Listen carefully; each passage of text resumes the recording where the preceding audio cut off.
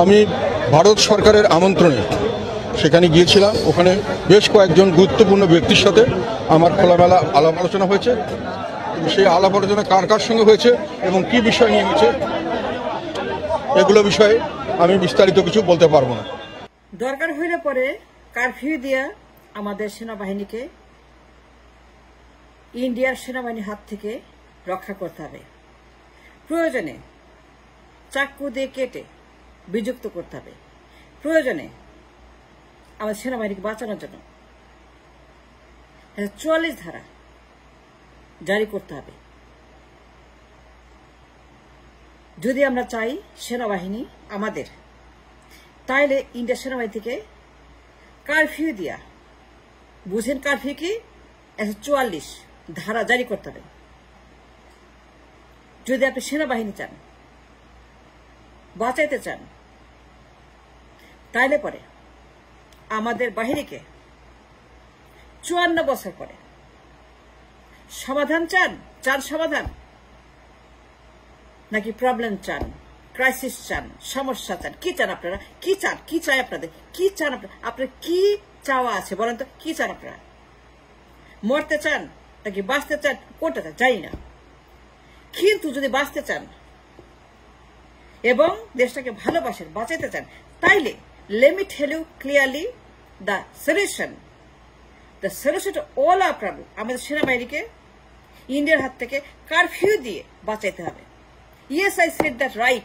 Yes, you heard me right. Curfew দিতে হবে এদের উপরে। ইন্ডিয়ার সেনাবাহিনীর হাত থেকে বাঁচানোর জন্য, বিচ্ছিন্ন করার জন্য চাকু দিয়ে কাটতে হবে। দুইটাকে নারী আলাদা করতে হবে। নারী বাচ্চাদের মতো, শিশুর মতো, দুই নারী এক। ইন্ডিয়ার সেনাবাহিনীর নারী, আমার সেনাবাহিনীর নারী একটা নারী। এই নারীর উপর একটা চাকু দিয়ে, কেচি দিয়ে কাইটা আলাদা করতে হবে। কাট কাট কাট কেটে দুই বাহিনীকে বিযুক্ত করতে হবে। এই নারী বিচ্ছিন্ন না করলে পারে কোনো ফায়দা হবে না। and that's a fact. the solution, আমি বলতেছি, আমাদের সেনাকে বাঁচাতে পারে ক্যান্টনমেন্ট। সবার আগে আপনাকে এই লাইনে দিতে হবে। আমি যে লাইন বললাম, কারফিউ দিয়ে তাদেরকে আলাদা করতে হবে, কারফিউ দিয়ে তাদেরকে বিচ্ছিন্ন করতে হবে, এই নারীকে কেটে ফেলতে হবে। নারী কেটে এদেরকে আলাদা করতে হবে, বাঁচাইতে হবে সেনাবাহিনীকে। কারণ এরা 54 বছর নারীর সঙ্গে যুক্ত হয়ে আছে। 54 বছর একটা নারীর তারা বাস করছে, একটা নারীর মধ্যে তারা অ্যাটাচড। আমাদের সেনা, ইন্ডিয়ান সেনা, they are not free, they are not their people, they are not independent. আমাদের সেনাবাহিনী তারা ইন্ডিপেন্ডেন্ট না, কোনো অধিকার তাদের নাই to be independent. And he saw that for 54 বছর গোলামি করছে। এর মূলে তাজউদ্দিন, শেখ মুজিব, শেখ হাসিনা, তাজউদ্দিন শেখ, শেখ দুই Sheikh, Sheikh plus Sheikh and Taj, Taj plus Sheikh plus Sheikh, 71 সন, 72 সন, 8 সন, 71, 72, 8 সন, এই তিনটা বছরে 71 সন। তাজউদ্দিন 71 সনে বলছে আমাদের সেনাবাহিনী তাদের আন্ডারে থাকবে। Let me tell you the fact, a piece of the history. জানেন আপনি তাজ মিয়া, আপনার তাজ মিয়া, এই বেঈমান, এই মুনাফেক, এই মির্জাফর কি করছে ইন্ডিয়ার সাথে বসে প্রবেশ সরকারের অধীনে? সে ইন্দিরাকে দালালি করছে। সে দালাল, বিরাট দালাল। মুক্তিযুদ্ধের সময় যখন শোনা গেল, যখন ইন্দিরা গান্ধী শুনল যে মুজিব মরে গেছে পাকিস্তানের জেলে, সঙ্গে সঙ্গে সে তাজকে বলল, লেটস হ্যাভ অ্যান এগ্রিমেন্ট। তোমাদের সেনা, রাজনীতি, ইকোনমি, বর্ডার সব আমরা নিয়ন্ত্রণ করব। Taj sign agreement with Indira Gandhi যে মুজিব মরে গেছে, এখন কি হবে? এখন তুমি ক্ষমতা থাকবা, তুই প্রধানমন্ত্রী হবা, মুজিব তো নাই, দেশ চালাবে কে? তুমি থাকবা as a face of the nation, আমরা দেশ চালাবো। তোমার যত ইকোনমি, রাজনীতি, নির্বাচন, অর্থনীতি, সেনাবাহিনী, ক্যান্টনমেন্ট সব আমরা নিয়ন্ত্রণ করবো ইন্ডিয়া থেকে। And he signed that in 71, 31st October in Dehradun. And that was the problem after liberation war. মুজিবের মৃত্যুর অন্যতম কারণ এই চুক্তি। মুজিবের অন্যতম কারণ 15 আগস্ট, মুজিবের অন্যতম কারণ মৃত্যুর এই চুক্তি। 72 সালে ইন্দিরা মুজিব চুক্তি, মনে আছে? ইন্দিরা মুজিব, এই যে গোলামের চুক্তি, সব দিয়েছে ইন্ডিয়াকে। শেখ হাসিনা 8 সালে দিতে দিতে দিতে এমন কথা করে ফেলেছে, সে বলতে বাধ্য হয়েছে যা দিছি ইন্ডিয়া সেটা মনে রাখবো, সাহায্য। যা কি দিছে, কি দিছে বলেন, কি দিছে?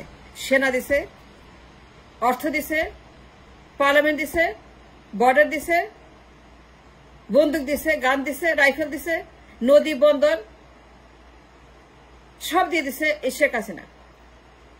বলতে পারবে না ইন্ডিয়া যা দিছে আমি জানি মানে কি? What the meaning of the interpretation of this geopolitical correctness? কি দিছে হাসিনা, কি দিছে বলেন? সেনা দিছে, ক্যান্টনমেন্ট দিয়ে দিছে, ইকোনমি দিয়ে দিছে, নির্বাচন দিছে, পার্লামেন্ট দিছে, রাজনীতি দিছে, সব দিয়ে বসে আছে শেখ হাসিনা মহারানী।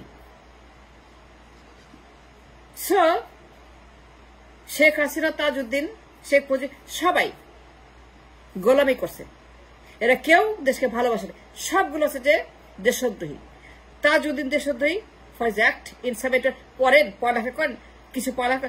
You have to know the truth, the fact, what happened 71। Tajuddin যে সর্বনাশ করছে, মুজিব সেভ করছে, হাসিনা সেভ করছে। সুতরাং সেনাবাহিনী রিপোর্ট করে ইন্ডিয়ার কাছে, তাদের হস্তক্ষেপ ছাড়া কোন সেনাপ্রধান, কোন সিদ্ধান্ত, কোন পলিসি, কোন আমলা কিছুই হয় না।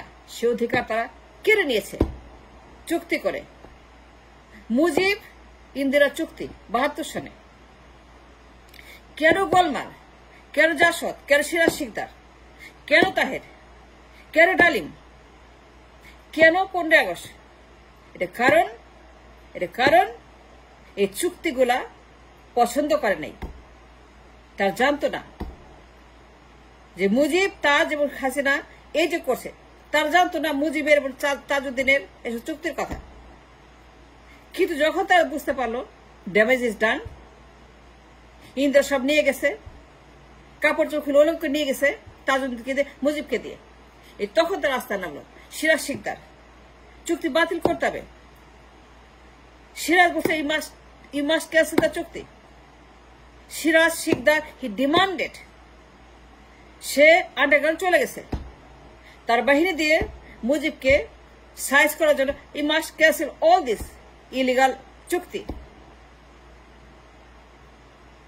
এই তাজ, এই লোকটা এত বড় মুনাফিক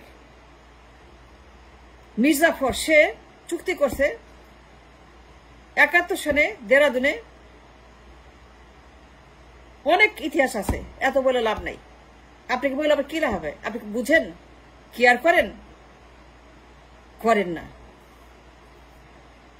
তাজউদ্দিন যে সর্বনাশ করছে 71 সনে সই করে, মুজিব মরে গেছে, ইট ওয়াজ এ রিউমার। কিন্তু শেখ হাসিনা, ইন্দিরা গান্ধী, তা আজকে তুমি সই করো, তুমি প্রধানমন্ত্রী হবা, দেশ চলবে কেমনে? তুমি থাকবার সামনে, আমরা পিছনে, আমরা সব নাটাই ঘুরাবো। And that was the agreement made between Indira and Tajuddin in 71. And after that, 72 সনে মার্চ মাসে, 19 March I think, Mujib Indira চুক্তির পরে সব রাস্তায় নামলো। জাসদ, সিরাজ শিকদার, আর্মি, তাদের বিপ্লবী সংগঠন, গণবাহিনী, এই যে তার রাস্তায় নামলো ফর দিস, চুক্তি বাতিল করতে হবে। And that was the reason why Mujib had to pay the price সপরিবারে 15 আগস্টে। এই চুক্তিগুলো হচ্ছে কাল। আর হাসিনা 8 সনে দাস্তখত দিয়ে নাকে খত দিয়া, সব তাদেরকে দিয়া, তারপরে সে ক্ষমতায় বসে এই হারামি, এই বদ, এই গোলাম, এই দালাল, এই মূর্খ, এই বাচাল, এই প্যাচাল, এই খাসলত এখন বলে যে আমি যা দিছি ভারত চিরদিন মনে রাখবে। যা দিছে আসলে ভারত চিরদিন মনে রাখবে। ওটা কি? ওটা কি বলেন? সেনা, অর্থ, এন্ড পার্লামেন্ট, এন্ড নির্বাচন, এন্ড রাজনীতি, and cantonment, everything all gone. And therefore আমাদের বাহিনীগুলা তাদের হুকুমে চলতে বাধ্য। Because the agreement made by Mujib and Hasina and Taz is still active, is still in force, is still in Delhi. তাদের জিম্মায় কাগজ আছে, তাদের যে সমস্ত ডকুমেন্ট আছে যে আমাদের সেনাবাহিনী তারা ইন্ডিয়ার আন্ডারে সার্ভ করবে দ্য নেশন, তাদের কোনো স্বাধীনতা নাই। Still that agreement is in secret place in India. ইন্ডিয়ার পররাষ্ট্র মন্ত্রণালয়ে এই চুক্তিগুলো আছে।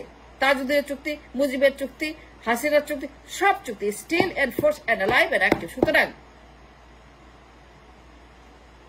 যদি আমরা বাঁচতে চাই, সেনাবাহিনীকে বাঁচাতে চাই, সমাধান চাই,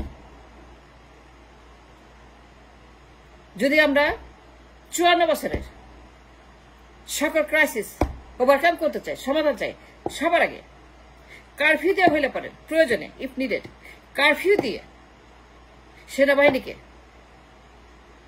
ইন্ডিয়ার সেনাবাহিনীর হাত থেকে আলাদা করতে হবে। প্রয়োজনে কাশিতে কাটতে হবে নারীর বন্ধন, 71-এর বন্ধন, নারীর বন্ধন কাশিতে কেটে দুটাকে আলাদা করতে হবে, নাহলে কোনো ফায়দা হবে না। And that's a fact. Thanks for watching.